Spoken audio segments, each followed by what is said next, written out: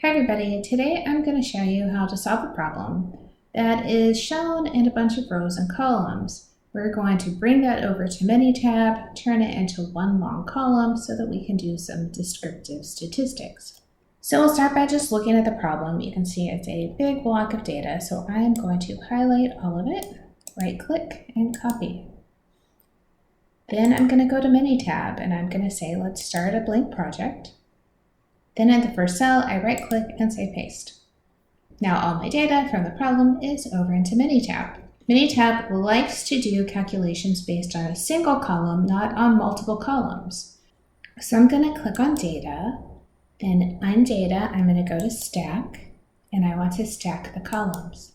So now you have two choices. You could double-click each of the columns to add them to the stack that you want to put together, or you could highlight all of them by clicking on the first one, hitting Shift and clicking on the last one, then double-click to move them all over at once.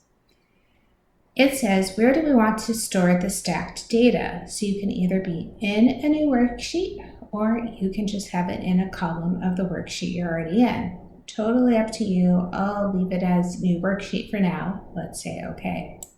So now I'm in worksheet 2. You can see it did keep track of where did I get each of the data points. If that was ever important to you, then you would be able to look at it. I don't think we need it right now.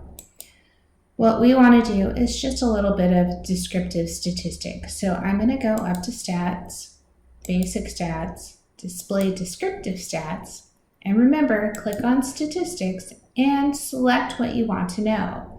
So maybe we don't want the standard error, we haven't gotten there yet, maybe we don't need to know any quartiles, but it sounds good to have the mean, standard deviation, median, max, min, and let's throw on mode and range just to be complete.